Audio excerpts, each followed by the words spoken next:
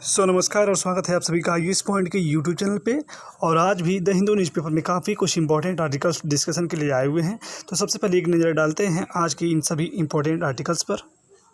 यदि हम बात करें आज के आर्टिकल्स की, तो इनमें जो हमारा सबसे पहला जो आर्टिकल रहेगा वो हमारा पीएलए एक्टिविटी के अंतर्गत रहेगा, जिसमें भारत और चाइना के बीच जो भी डिस्प्यूट बना हुआ है उस पर चर्चा होगी। इसके बाद बेसिकली हम लोग जीएसटी रेवेन्यू, जिसमें हम जानते हैं कि हमारे देश की जो जीएसटी है, जो जीडीपी है और जो भी हमारे देश की इस समय इकोनॉमिकल कंडीशन है वो कहीं कहीं जर्जर है, तो उस पर भी थोड़ा सा बेसिकली डिस्कशन होगा। और इनविटेबल कॉलेज जो कि एडिटोरियल पेज का ही पहला आर्टिकल है, उस पर डिस्कशन होगा। फाइनली हेट स्पीच, एक इंपॉर्टेंट आर्टिकल्स आया हुआ है फेसबुक से रिलेटेड, ये भी आज के लिए इंपॉर्टेंट होने वाला है। और फाइनली जो नेवल ड्रिल है उस पर हम लोग चर्चा करने वाले हैं। और एजीआर के साथ साथ हम लोग आज द हिंदू बेस्ट क्वेश्चन के साथ ही आज के सेशन को हम लोग संपूर्ण करेंगे। तो स्टार्ट करते हैं आज के सबसे पहले आर्टिकल को। यदि हम बात करें पहले आर्टिकल की, तो उसमें लिखा हुआ है provocation action by PLA again. जो मिनिस्ट्री ऑफ एक्सटर्नल अफेयर यानी भारत का जो विदेश मंत्रालय है उसके द्वारा ये कहा गया कि जो चाइना है, पीएलए जो है पीपुल लिबरल जो आर्मी है चाइना की, उसको फिर उसमें भी एग्रेशन देखने को मिला, फिर से एक्टिविटी कुछ और भी देखने को मिली है। तो यदि हम बात करें पहले की, तो इसमें लिखा हुआ है कि Chinese troops engaged in provocative action along the disputed boundary at Ladakh once again in August. इसको हमको समझने से पहले सबसे पहले आज की इससे संबंधित जो मैप है उसको समझना पड़ेगा। तो सबसे पहले हम देखते हैं इस मैप को। यदि बात करें मैप की, तो ये मैप में आप देख पा रहे होंगे कि ये है पेंगोंग त्सो जो झील है, जिस पे कल के डेट में भी आर्टिकल्स द हिंदू न्यूज़पेपर में आए हुए थे। इसकी अवस्थिति और इसकी विस्तार की बात करें तो ये देखिए, ये है पेंगोंग त्सो झील जो कि लद्दाख क्षेत्र में पड़ती है। ये चाइना है, नाथुला सेक्टर है, ये तिब्बत, नेपाल और ये भारत का एक क्षेत्र है। तो इसमें ये पेंगोंग त्सो के पास ही कल यानी परसों विवाद हुआ, जिसके अंतर्गत 500 सैनिकों को पीछे भारतीय सैनिकों द्वारा ढकेला गया। अब देखते हैं थोड़ा सा इसके डीपली मैप को। बात करें इसकी, तो इसमें आप देख पा रहे होंगे कि ये हमारा है पेंगोंग त्सो झील। और ये झील यहाँ पे आपस में विवाद का भी एक प्रमुख कारण यह है कि जो भारत और चाइना के बीच जितने विवाद हैं वो अक्सर जो भी हैं ज़मीनी स्तर के हैं विवाद हैं, यानी धरातलीय स्तर के विवाद हैं। लेकिन ये सिर्फ यही एक ऐसा विवाद है जहाँ पे जलीय विवाद, जलीय क्षेत्र में भारतीय और चीनी सीमा के बीच कॉन्फ्लिक्ट देखने को मिलते हैं। इसमें आप देख पा रहे होंगे कि ये है ब्लैक टॉप, यहाँ पे पड़ता है आपका ब्लैक टॉप। और ब्लैक टॉप पे भारतीय सैनिकों का कब्जा हो गया है, और कब्जा होने के कारण चाइना में फिर से कुछ अग्रेशन देखने की उम्मीद जताई जा रही है, जो कि अपने आप में देखने को भी मिल रही है। तो ये पेंगोंग त्सो झील है। और ये झील की अगर हम बात करें तो ये झील लगभग 5 किलोमीटर चौड़ी है और 134 किलोमीटर लंबी है। 5 किलोमीटर चौड़ी और 134 किलोमीटर लंबी ये गहरी और खारे पानी वाली झील है।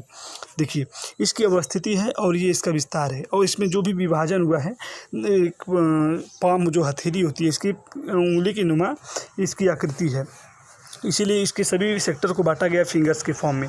तो हम जानते हैं कि जो चाइना का क्लेम है, ये है कि जो फिंगर उसका जो सिस्टम है फिंगर 2 तक, भारतीय जो सीमा है वो फिंगर 2 तक ही है। जबकि भारत का जो एक क्लेम है वो ये है कि उसकी सीमा जो है फिंगर 8 तक है। इन्हीं दोनों के बीच ये बातों का विवाद बना रहता है। और साथ ही साथ भारत की जो वर्तमान समय में जो अवस्थिति थी, कल के समय में बात करें तो फिंगर 4 तक उसका मतलब कि वर्तमान समय में उसकी तैनाती थी और उसके अंतर्गत ही वो अपना मतलब कि मार्चिंग करता है। बात करें कल की, तो कल जब उन सैनिकों को पीछे ढकेला गया तो उसके बाद भारतीय सैनिकों ने ब्लैक टॉप पर अपना मतलब कि कब्जा कर लिया। अब वहाँ पर भारतीय सैनिक बैठे हुए हैं। थोड़ा सा उसको भी एक नज़र डालते हैं। तो यदि आप इसको देखते हैं तो आपको समझ में आ जाता होगा ये पेंगोंग त्सो झील है। और यहाँ पे आप देख पा रहे होंगे कि ये है ब्लैक टॉप। और इसी ब्लैक टॉप पे क्या है, इसमें वर्तमान समय में भारतीय सेनाओं का कब्जा है। तो ये हमारा ब्लैक टॉप है, इसकी स्थिति और विस्तार आपको जानना चाहिए। और देखते हैं इससे जुड़ी कुछ महत्वपूर्ण जानकारी। तो आज के न्यूज़पेपर में जो है इसी से संबंधित सभी महत्वपूर्ण जो इन्फॉर्मेशन है दी गई है और एस्पेक्ट दिए हुए हैं, जिसको आप सभी रीड कर सकते हैं। देखते हैं नेक्स्ट आर्टिकल को। जो हमारा नेक्स्ट आर्टिकल है वो बेसिकली फर्स्ट पेज से ही संबंधित है, जिसमें लिखा है कि जीएसटी रेवेन्यू फास्ट 12% इन अगस्त 86,449 करोड़। तो कहने का मतलब ये कहीं ना कहीं हर दिन या हर महीने की बात करें, जो जीएसटी का जो और जीडीपी की जो भी हालत है कहीं ना कहीं जर्जर होती जा रही है। ये कहीं ना कहीं इस आर्टिकल के माध्यम से बताया जा रहा है। तो यदि आप इसमें देखें कि गुड्स एंड जो सर्विसेज जो टैक्स है, Revenue in August stood at 86,449 crores, just over 1% lower than the 87,422 crores collection in July। यानी कि अगर 2 मंथ की जो कलेक्शन की बात करें जीएसटी रेवेन्यू की, तो जो जुलाई में कलेक्शन हुआ था और जो इस महीने यानी पिछले महीने अगस्त में जो कलेक्शन हुआ, इन दोनों कलेक्शन का अगर कंपैरिजन करें तो जुलाई में जो कंपैरिजन हुआ था उससे 1% कम कलेक्शन अगस्त में देखने को मिला है। ये डाटा प्रस्तुत किया जा रहा है। तो जो जुलाई में कलेक्शन हुआ था वो हुआ था 87,422 करोड़, और जो इस यानी अगस्त महीने में जो हुआ वो हुआ 86,449 करोड़, यानी कि लगभग 1% का अंतर देखने को मिल रहा है। तो कहीं ना कहीं इसमें अगर अगली स्टेटमेंट को देखें तो इसमें लिखा है कि on year basis GST collection drop 12% from August 2019 according to data release by finance ministry on Tuesday. अब ये जो डाटा दिखा रहा है कि ईयर बाय ईयर और मंथ बाय मंथ जो भी ड्रॉप हो रहा है, तो अब तक अगस्त तक 12% का जो डाटा है वो ड्रॉप हो गया है, उसमें गिरावट दर्ज की गई है। ये किसके द्वारा कहा जा रहा है? फाइनेंस मिनिस्ट्री ऑफ इंडिया के अंतर्गत मंगलवार को ये डाटा प्रस्तुत किया गया। तो ये आप समझ पा रहे होंगे। अब इसमें जो भी डाटा थे इस पर अगर हम बात करें फुल फॉर्म में चर्चा की, तो कल का जो हमारा सेशन था उसमें इसकी जीएसटी की परिभाषा के साथ साथ जीएसटी और जीडीपी संबंधी जितनी भी महत्वपूर्ण बातें होती हैं सबका फुल फॉर्म में डिस्कशन, फुली डिटेल फॉर्म में डिस्कशन किया गया था। तो आप उस सेशन को देखकर संपूर्ण एस्पेक्ट को समझ सकते हैं। देखते हैं आज के नेक्स्ट आर्टिकल को। नेक्स्ट आर्टिकल हमारे एडिटोरियल पेज का पहला आर्टिकल है, जिसमें लिखा है कि इनविटेबल कोलैप्स विथ कोविड-19 hitting a private consumption demand recovery will hang on government spending.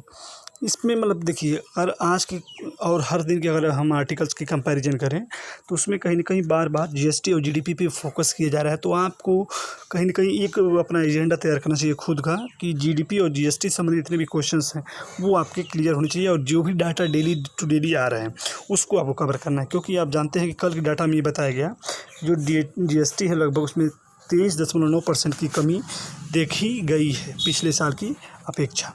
यानी इसमें पहले स्टेटमेंट में लिखा भी वही है कि जो इंडिया जीडीपी जो suffered steepest contraction on the record on the April to June quarters as output rank 23.9% from a year earlier provisional law data show. तो जो डाटा शो किया गया उसके अंतर्गत ये बातें देखने को हमको मिली है। तो कहीं ना कहीं इसमें जो भी डाटा हर साल प्रस्तुत किए जा रहे हैं और जो भी गवर्नमेंट के जो खर्च हैं उन सभी के आंकड़े को इस पूरे आर्टिकल के अंतर्गत प्रस्तुत किया गया है। तो आप उसको रीड कर सकते हैं, और अगर यदि आप इसके संपूर्ण एस्पेक्ट को समझना चाहते हैं तो कल का अगर आप जो द हिंदू बेस्ड जो एनालिसिस थे उसको यदि आप देखते हैं तो इसके संपूर्ण एस्पेक्ट को समझ पाएंगे। क्योंकि इसमें बाकायदा कल जो जितनी बातें कल आई थी वही बातें लगभग आज भी हमें देखने को मिल रही हैं। क्योंकि इसमें लिखा गया है कि जो स्पेंडिंग है, कंजप्शन जो काउंटेड है लगभग 60% ऑफ जीडीपी का जो लगभग खर्च होता है, और इसमें की कंट्रैक्शन है 26.7% एज समर कंट्रैक्शन में लगभग 26.7% कमी हुई है। और बात करें अगर अगली बात की तो जो रैंक हुआ है गुड्स एंड सर्विस, जो इंडिया की जो डिमांड अगर घटी है तो सप्लाई भी घटेगी, और सप्लाई घटेगी तो हमारी जीडीपी और जीएसटी दोनों कहीं न कहीं इफेक्टेड होगी। तो इसी में इस सब बातों की चर्चा बेसिकली की गई है। अब देखते हैं नेक्स्ट आर्टिकल को।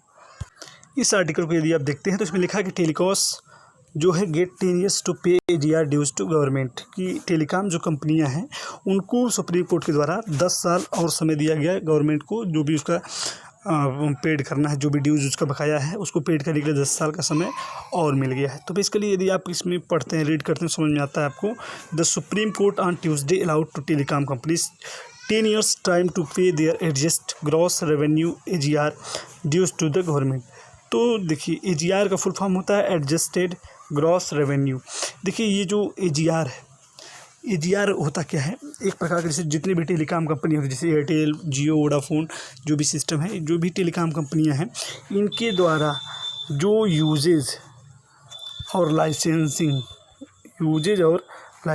के लिए जो मतलब कि पेड करना पड़ता है टेलीकॉम कंपनियों के द्वारा, उसी को हम लोग AGR कहते हैं, एडजस्टेड क्रॉस रेवेन्यू। की जो यूज़ और लाइसेंसिंग प्राप्त करने के लिए जो चीज़ें सरकार को दी जाती हैं, जो पैसा सरकार को दिया जाता है टेलीकॉम कंपनियों के द्वारा, उसी को हम लोग AGR कहते हैं। तो इसके अंतर्गत अगर पिछले महीने की बात करें तो टेलीकॉम कंपनियों को 3 महीने का समय दिया गया था कि जितना भी उनका बकाया है उसको आप पेड करें। कितना है? लगभग 1.43 लाख करोड़ का है। लेकिन अभी कल की सुनवाई की बात करें तो उसमें कहा गया कि आपको 10 साल का समय दिया जाता है कि अब 10 साल में उसको पेड करें, लेकिन पेड आपको कराना है। थोड़ा सा इसके और एस्पेक्ट को समझते हैं, जिसमें ये कहा गया कि जो टेलीकॉम ऑपरेटर्स हैं वुड मेक टू पेमेंट, उनको 10 साल का टाइमिंग तो दिया गया अपने ड्यूज को पेड करने के लिए, लेकिन ये कहा गया कि आप 31 मार्च 2021 तक जो भी आपका ड्यूज़ है उसका 10% आपको सर गवर्नमेंट को पेड करना है। क्या करना है? पेड करना है। अब देखते हैं आज के नेक्स्ट आर्टिकल को। ये बेसिकली हमारे सोशल मीडिया से संबंधित है, जिसमें कहा गया कि the politics of hate speech, Facebook is the different in its treatment of hate speech in India compared to US. इसमें फेसबुक की जो एक्टिविटी है, जो क्रियाकलाप है, जो उसको कार्यान्वयन है उसके यूएस में, और जो उसकी क्रियान्वयन जो इंडिया में है, यानी भारत में और यूएस में जो उसके क्रियाकलाप है, जो फंक्शन जो जैसे करता है, इन दोनों की तुलना की गई है कि भारत में जिस प्रकार जो भी हेट स्पीच दी जाती है किसी भी विशेष पॉलिटिक्स के द्वारा या पॉलिटिकल एजेंडे को क्रिएट करने के लिए जो भी एक्टिविटी फेसबुक पे होती है, उसमें कोई भी फेसबुक के द्वारा मतलब कि प्रोहिबिटेशन नहीं किया जा रहा है, उसको रोका नहीं जा रहा है, उस पर प्रतिबंधित नहीं किया जा पा रहा है। तो ये बात कही गई है, जिसमें कुछ डाटा ये कहा गया कि अगर अमेरिका में कोई भी बात, जैसे कि पिछले दिनों डोनाल्ड ट्रंप के द्वारा एक स्टेटमेंट फेसबुक पे दिया गया, जिसके बाद फेसबुक के द्वारा उसको हटा दिया गया, लेकिन भारत में ऐसी कोई संबंधित बातें नहीं है। जिसमें यूएस के जो प्रेसिडेंट थे नाजा इमेजिनरी पे कमेंट किए थे, जिसको फेसबुक के द्वारा क्या कर दिया गया? हटा दिया गया। लेकिन भारत में क्या है, ऐसी कोई समस्या, इससे संबंधित कोई मतलब बेहतरीन तरीके से कोई इसका सिस्टम नहीं बना हुआ है। तो इसी पर बेसिकली बातें की गई, क्योंकि देखिए फेसबुक भी अपनी समस्या ये बताता है कि उसका जो भी सिस्टम है एल्गोरिदम पे चलता है, और एल्गोरिदम में वो बेसिकली 4 भाषाओं, हिंदी, उर्दू, तमिल और भी कुछ प्रमुख भाषाओं पे वो क्या करता है, बंगाली भाषा पे बेसिकली वो अपना मतलब कि क्रिया को अपने फेसबुक को डील करता है। लेकिन जो भारत है उसमें मुख्य रूप से 22 भाषाएं हैं, जिसके कारण फेसबुक को अनेक प्रकार की समस्याओं का भी सामना करना पड़ता है। तो यही बेसिकली बातें इस पूरे आर्टिकल में की गई थी। अब देखते हैं आज के नेक्स्ट आर्टिकल को। बात करें इस आर्टिकल की तो इसमें लिखा है कि India Russia to hold naval drills in Andaman जो है सिस्टम, उसमें अगर इंडिया और चाइना के बीच देखें तो अंडमान सी में उसका मतलब कि नेवल ड्रिल होने वाला है, यानी कि नौसैनिक अभ्यास होने वाला है। यदि बात करें इस अभ्यास का, तो इस अभ्यास का हमको नाम याद होना चाहिए। ये जो अभ्यास है वो बायलैटरल है, यानी द्विपक्षीय है, जिसमें इंडिया और रसिया एक दूसरे को मतलब कि सैनिक अभ्यास करेंगे। इस और पूरे अभ्यास का नाम है इंद्र 2020। इस अभ्यास का नाम क्या है? इंद्र 2020। इसके पहले यदि हम बात करें भारत और यूएस के बीच जो एक्सरसाइज हुई थी उसमें वो उसका नाम था होने वाली थी उसका नाम था आपका पासेक्स। क्या नाम था? पासेक्स। ये भी आपको याद होनी चाहिए। और साथ ही साथ रूस का जो अभ्यास होने वाला था अन्य देशों के साथ, उस अभ्यास का नाम था बेसिकली आपको दिखा रहे हैं कि कवाकास 2020, जिसमें भारत हिस्सा नहीं ले रहा है, क्योंकि इसमें चाइना और पाकिस्तान शायद ये भी कंट्रीज़ भी उसमें इन्वॉल्व हैं, इसी कारण भारत उसमें हिस्सा नहीं ले रहा है। तो यहाँ से आपको ये याद रखना है कि जो इंडिया और रूसिया के बीच जो होने वाला है बायलैटरल जो नेवल ड्रिल होने वाली है, वो उसका नाम है इंद्र 2020। देखते हैं आज के हिंदू बेस्ड क्वेश्चन को। आज का जो हमारा द हिंदू बेस्ट क्वेश्चन है वो बेसिकली हमारे जो हाईलाइट फॉर्म में न्यूज़ चल रही है उसी पे है, जिसमें लिखा है give a brief description about India's and China's border, जो बॉर्डर है उससे संबंधित आज का हमारा जो प्रमुख द हिंदू बेस्ट क्वेश्चन है। इसको आप सभी लिखेंगे और अपनी लेखन शैली में भी डेवलपमेंट करेंगे। तो उम्मीद है कि आज की जितने भी आर्टिकल्स हैं उनको आप सभी अच्छे से तैयार लिख कर लिए होंगे, और इंडिया चाइना बॉर्डर से संबंधित जो भी आर्टिकल्स हैं उसको आप लिखेंगे और अपनी राइटिंग स्किल में डेवलपमेंट करेंगे। तो फ्रेंड्स आज के लिए इतना ही, अगले सेशन में फिर मिलेंगे, तब तक के लिए नमस्कार और धन्यवाद।